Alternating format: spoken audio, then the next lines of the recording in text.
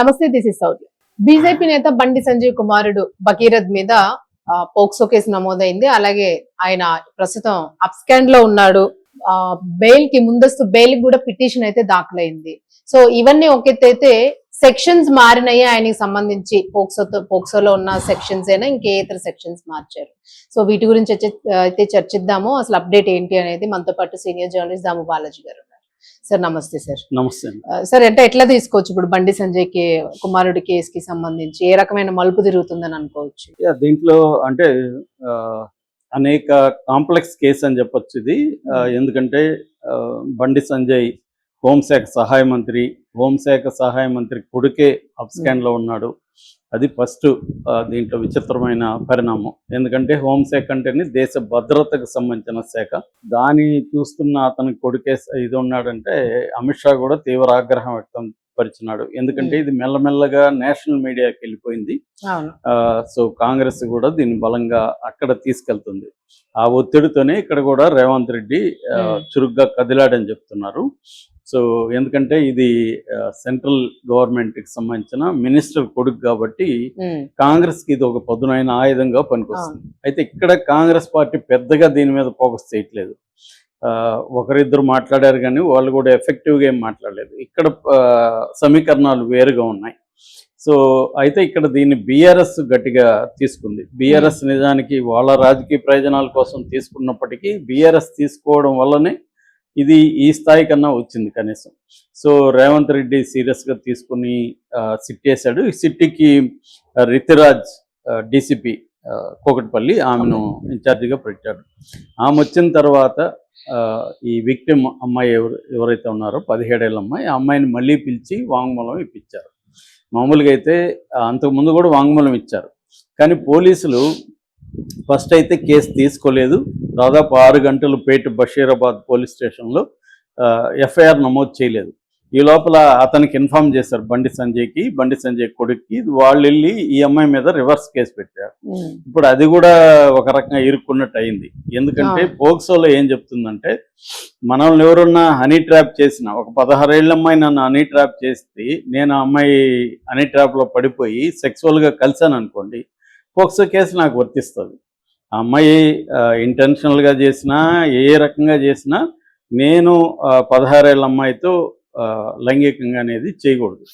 అది పోక్సో చట్టం. ఇప్పుడు ఇతనే కమిట్ అయ్యాడు, ఆ అమ్మాయి నన్ను చేసింది. సో ఆ అమ్మాయి చేసినా నువ్వు చేసినా నీదే తప్పు అనేది ఉంటది. సో అది పనికి వస్తుంది. దానివల్లనే ఇప్పుడు ఆ కేసు మీదకి మాట్లాడడం మానేశారు. చూడండి, ఇప్పుడు హనీ ట్రాప్ అనే టాపిక్ మాట్లాడడం లేదు ఎవరు. ఫేక్ కేసు అని మాట్లాడుతున్నారు. ఆమె ఎవరు, శంకర, ఆమె ఆడియో కాల్ రిలీజ్ అయింది కదా, ఆమె కూడా ఏం మాట్లాడుతుంది, ఫేక్ అని అంటుంది, కానీ హనీ ట్రాప్ అని ఇప్పుడు ఎవరు మాట్లాడలేదు. అంటే క్లియర్గా ఏంటంటే ఈ అబ్బాయి సంథింగ్ అయితే హ్యాపెండ్ అనేది ఇప్పుడు జనం అంతా కూడా నమ్ముతున్నారు. సరే హ్యాపెండా లేదో పక్కన పెడితే, మామూలుగా పోక్సో చట్టం ఏం చెప్తుందంటే, ఒక అమ్మాయి 18 ఏళ్ల కంటే చిన్న అమ్మాయి అయినా అబ్బాయి అయినా, ఇది జెండర్ న్యూట్రల్ చట్టం అంటారు. అబ్బాయి ఈ అమ్మాయి స్థానంలో అబ్బాయి ఉండి, ఆ అబ్బాయి స్థానంలో భగీరథ స్థానంలో అమ్మాయి ఉన్నా కూడా ఇది పోక్సో కేసే. సో అలాగా లైంగికంగా ఇచ్చేసినప్పుడు అతని మీద సెక్షన్లు ఇప్పుడు ఎందుకు మార్చారు, అప్పుడు ఎందుకు పెట్టలేదు? ఫస్ట్ ఏం పెట్టారంటే పోక్సో రెడ్ విత్ 12 అని పెట్టారు. రెడ్ విత్ 12 ఏముందంటే లైంగిక వేధింపులు మాత్రమే ఉన్నాయి. ఆ అమ్మాయికి దీంట్లో క్లియర్గా ఉంది. కంప్లైంట్ నేను నిన్న డీటెయిల్గా చెప్పాను. మదర్ ఇచ్చిన కంప్లైంట్ నేను చదివాను. కంప్లైంట్లో డీటెయిల్గా సెక్సువల్గా కలిశాడు, మందు తాగిచ్చి, బ్రీజర్ తాగిచ్చి అమ్మాయికి జనవరి 1న బ్రీజర్ తాగిచ్చి కలిశాడు అనేది క్లియర్గా ఉంది. అట్లాగే ఆ అమ్మాయి వాంగ్మూలం కూడా ఫస్ట్ తీసుకున్నారు అని రితిరాజే చెప్పింది. సో అప్పుడు ఎందుకు మరి ఈ సెక్షన్ పెట్టారు? అప్పుడు ఏం పెట్టి ఉండాలి? పెనిట్రేట్ అని ఉంటుంది దాంట్లో. పెనిట్రేట్ లైంగికంగా కలవడం, వేధింపులు కాదు. సో మరి అప్పుడు ఎందుకు పెట్టలేదు అనే దగ్గర మనకి పోలీసుల ఇంటెన్షన్ అర్థమవుతుంది. ఎప్పుడైతే ఈ రితిరాజ్ వెళ్ళిందో, రితిరాజ్ మళ్ళీ ఈ అమ్మాయిని పిలిచి మళ్ళీ ఒకసారి వాంగ్మూలం తీసుకొని, ఆ వాంగ్మూలాన్ని బేస్ చేసుకొని ఇప్పుడు సెక్షన్ మార్చారు. ఇప్పుడు ఏంటంటే రెడ్ విత్ 5 అనమాట పోక్సోలో. ఈ రెడ్ విత్ 5 ఏం చెప్తుందంటే, పెనిట్రేట్ చోట 18 ఏళ్ల కంటే చిన్న వాళ్ళ చోట అది పోక్సో వర్తిస్తుంది.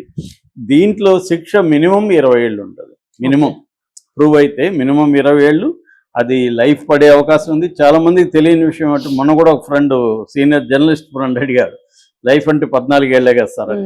అది రాంగ్. చాలా మందికి ఏంటంటే ఇండియాలో లైఫ్ అంటే 14 ఏళ్ళు అనుకుంటారు, సినిమాలో చూపించడము ఇంకేదో కారణాలతో అలా అనుకుంటారు. లైఫ్ అంటే లైఫే.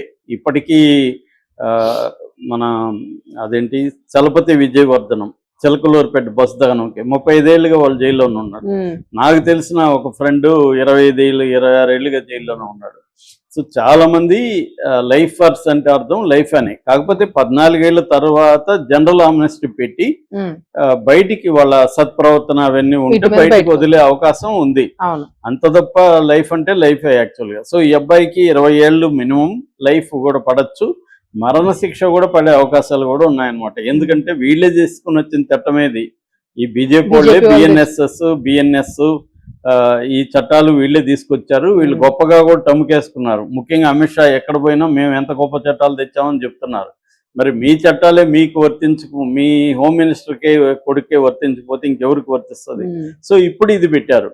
ఇది ఒక యాంగిల్. రెండో యాంగిల్ నోటీసులు ఇవ్వడం. మామూలుగా అయితే పోక్సోలో ఈ సెక్షన్ పెట్టిన తర్వాత ఇమీడియట్ గా అరెస్ట్ చేయాలి. ముఖ్యంగా అవతల వ్యక్తి ఇన్ఫ్లుయెన్షియల్ పర్సన్ అయితే విత్ ఇన్ 24 hours లో అరెస్ట్ చేయాలి. పెట్టింది ఇప్పుడు 8వ తేదీ, ఇవాళ ఎంత 13. సో 6 రోజులు అయిపోతుంది. 6 రోజులు అయినా కూడా ఆ అబ్బాయిని ఇప్పటివరకు అరెస్ట్ చేయలేదు. పైగా అబ్స్కాండ్ అని చెప్పింది రితురాజు. అబ్స్కాండ్ హోం శాఖ మంత్రి కొడుకే అబ్స్కాండ్ అయితే ఇంక దేశ భద్రత ఎలా ఉన్నట్టు? హోంశాఖకి ఏం బాధ్యత ఉన్నట్టు? ఇప్పుడు వాళ్ళ నాన్నకి తెలియకుండా అతను వెళ్ళిపోయాడా? వెళ్ళిపోయింటే మరి ఎలాగా దాని ఏమంటారు యాంటిసిపేటరీ బెయిల్ వేస్తున్నారు అంటే క్లియర్గా వాళ్ళ అధీనంలో ఉన్నారు, వాళ్ళే మాయం చేశారు. సో పోక్సో కేసులో చేయాల్సిన ప్రొసీజర్ని పోలీసులు ఫాలో కావట్లేదు అనేది అర్థమవుతుంది. ఇప్పుడేమో నోటీసులు ఇచ్చారు. ఆ నోటీసు కూడా నోటీస్ నా దగ్గర ఉంది. నోటీస్ కూడా డైరెక్ట్గా అతని పేరుతో ఇవ్వలే, వంశీకృష్ణ అని వీళ్ళ బ్రదర్లలో ఎవరో అతనికి ఇచ్చి మీరు రావాలి, మీ పేరు కూడా ఉంది దీంట్లో, దాంతోపాటు అతను కూడా తీసుకురండి అని ఉంది. ఫస్ట్ ముద్దా ఎవరు? భగీరథ కదా. భగీరథకి ఎందుకు నోటీస్ ఇవ్వలేదు అనేది ఇప్పుడు పెద్ద క్వశ్చన్ మార్క్. సో ఇది అంటే పోలీసుల ఎంక్వైరీ ఎలా జరుగుతుంది అనే దానికి ఇవి ఎగ్జాంపుల్స్. ఇటు పక్క బండి సంజయ్ వైపు నుంచి చూసుకున్నప్పుడు బండి సంజయ్ నిన్న ఆక్రోశం అంతా వెళ్ళబుచ్చాడు, అట్ ద సేమ్ టైం బెదిరించాడు నా ఫ్యామిలీని లాగిన వాళ్ళని. సో వీళ్ళు ఎంతమందిని లాగుతున్నారు బీజేపీ వాళ్ళు?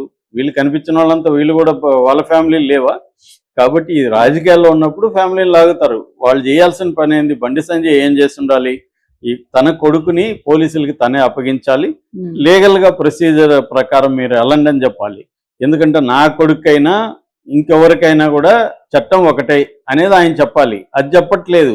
కొడుకుని అబ్స్కాండ్ చేయించి ఇప్పుడు వచ్చి ఎమోషనల్ డ్రామా లేకపోతే బెదిరింపుల డ్రామా చేయడం అనేది అందరూ జనాలకు కూడా అర్థమైపోయింది. దాని కింద కామెంట్లు చూస్తే కూడా మనకు అర్థమవుతుంది. ముందు నువ్వు తర్వాత కథ మీ కొడుకుని ఎక్కడ పెట్టావు చెప్పు అని కామెంట్లలో జనం పెడుతున్నారు. ఎందుకంటే జనాలకి అర్థమైంది క్లియర్గా. ఇప్పుడు ఆ అమ్మాయే ఇష్టపూర్వకంగా ఇతను కలిసినా కూడా ఇది పోక్సో కేసే. ఇక నెక్స్ట్ యాంగిల్ ఏంటంటే అమ్మాయి వైపు నుంచి యాంగిల్. ఆ అమ్మాయి వైపు నుంచి మామూలుగా ఇప్పుడు ఏంటంటే పోక్సో చట్టం అనేది దుర్వినియోగం కూడా అవుతుంది. ఎందుకంటే అమ్మాయిలు ఇవాళ 8th క్లాస్ నుంచే రొమాన్స్లు లవ్లు స్టార్ట్ చేస్తున్నారు. సో 18 ఏళ్ళ ఏజ్ అనేది తగ్గించమని అనేక హైకోర్టులు కూడా చెప్పాయి. అమ్మాయిలకి 16 ఏళ్ళు చేయండి, ఎందుకంటే అమ్మాయిలే సెడ్యూస్ చేస్తున్నారు. అంత అయినాక అమ్మాయి పేరెంట్స్కి తెలిసినాక దీన్ని పోక్సో కేసుగా పెట్టేస్తున్నారు, అబ్బాయిలు బలవుతున్నారు అనేది అనేక హైకోర్టులు అనేక సార్లు చెప్పింది. కానీ అది సుప్రీంకోర్టు ఒప్పుకోవట్లేదు, సెంట్రల్ గవర్నమెంట్ ఒప్పుకోవట్లేదు. ఇప్పుడు అదే ఇది వీళ్ళకి తగిలింది. ఇప్పుడైనా మరి బండి సంజయ్ అన్న దాన్ని పూనుకొని తగ్గిస్తాడా అనేది కూడా చూడాలి. ఎందుకంటే హోంశాఖ వాళ్ళదే కదా, వాళ్ళు అనుకుంటే చేయొచ్చు. అది ఆ యాంగిల్ ఒకవేళ ఉంటే. రెండోది తల్లిదండ్రుల మీద కూడా విమర్శ వస్తుంది, అమ్మాయిల తల్లిదండ్రుల మీద కూడా. ఎందుకంటే ఈ అమ్మాయి 3 రోజులు పోయింది, తర్వాత తిరుపతి వెళ్ళింది, అతనితో కూడా విజయవాడ వెళ్ళింది, అరుణాచలం వెళ్ళింది. అంటే ఒక మైనర్ అమ్మాయిని పెళ్లి చేసుకుపోతున్నాడని అతను హామీ ఇచ్చుండొచ్చు, వీళ్ళు నమ్మి కూడా ఉండొచ్చు అనుకుందాం. ఏది మేజర్ అయినా పెళ్లి చేసుకుంది. మేజర్ కాకముందే అమ్మాయిని ఇన్ని రోజులు అతనితో కూడా ఎలా పంపించారు అనే దగ్గర ఇప్పుడు అందరికీ ఆ అనుమానాలు కూడా వస్తున్నాయి. అంటే ఇవాళ ఉన్న పరిస్థితులు ఏంటంటే మిడిల్ క్లాస్ పిల్లలు లేకపోతే అప్పర్ క్లాస్ పిల్లలు తల్లిదండ్రుల మాట వినట్లేదు, తల్లిదండ్రులు కూడా వాళ్ళని గట్టిగా కంట్రోల్ చేస్తే ఏం చేస్తారో అన్న భయం ఉంది. నిన్ననే ఒక పోలీస్ స్టేషన్ దగ్గర ఒక వ్యక్తి వచ్చి, తండ్రి అవును మా బైక్ కొనికపోతే నా కొడుకు చచ్చిపోతానన్నాడు, కొనిచ్చాను, ఇప్పుడేమో పోలీస్ స్టేషన్లో ఇరుక్కునేది బైక్, ఇప్పుడు ఆ బైక్ తీసుకురాకపోతే చచ్చిపోతాను అంటున్నాడు, నేను రోజు వచ్చి పోలీస్ స్టేషన్లో తిరుగుతున్నాను అని చెప్తున్నాడు. సో ఇలాగ పిల్లలు కూడా కంట్రోల్లో ఉండట్లేదు, పేరెంట్స్ కూడా కంట్రోల్ చేసే పరిస్థితి లేదు ఒక సిచ్యువేషన్ లేదు. దానివల్ల పేరెంట్స్ కూడా సఫర్ అవ్వాల్సి వస్తుంది. సో ఈ అమ్మాయి కేసు కూడా ఏదేమైనా తనని అరెస్ట్ చేస్తారా లేదనేది, ఎందుకంటే ఈ రోజుకి డెడ్ లైన్ ఉంది. అవును ఈ రోజు కానీ అతను ఈ నోటీస్కి స్పందించి ఈ వంశీకృష్ణ తీసుకురాకపోతే అతని హంటింగ్ అనేది స్టార్ట్ అవుతుంది. కాకపోతే అది ఎంత సీరియస్ గా చేస్తారు హంటింగ్ అనేది చూడాలి. ఎందుకంటే వాళ్ళు హోంశాఖ డిపార్ట్మెంట్ అంతా నేషనల్ లెవెల్లో పోలీస్ మీద కూడా వాళ్ళకి ఒక ఇది ఉంటుంది, కంట్రోల్ ఉంటుంది. మరి బండి సంజయ్ డిసైడ్ అయ్యాడు అనుకో, మా వాడిని నేను పోలీసులకి ఇవ్వనని, అతన్ని ఎలా పట్టుకుంటారు? వాళ్ళ ఇంట్లోనే ఉండొచ్చు, వీళ్ళు వెళ్ళి చెక్ చేస్తారా బండి సంజయ్ ఇంట్లో? ఇప్పటివరకు అయితే ఏం చేసినట్టుగా లేదు. మామూలుగా అయితే మనలాంటి వాళ్ళు ఎవరైనా చేసింటే పట్టుకు మనల్ని ఎప్పుడూ ఎత్తుకుపోయేవాళ్ళు. సో ఇతన్ని ఎందుకు ఎత్తుకుపోవట్లేదు ఇప్పటి వరకు అంటే, దీంట్లో క్లియర్గా ఆయన హోంశాఖ మంత్రి కాబట్టి వాళ్ళకు ఒక న్యాయం, మామూలు వాళ్ళకి ఒక న్యాయం అనేది క్లియర్గా అర్థమైపోయింది ఆల్రెడీ జనాలకి. ఇప్పుడు ఏం జరుగుతుందో చూడాలి మనం. Right sir, thank you sir.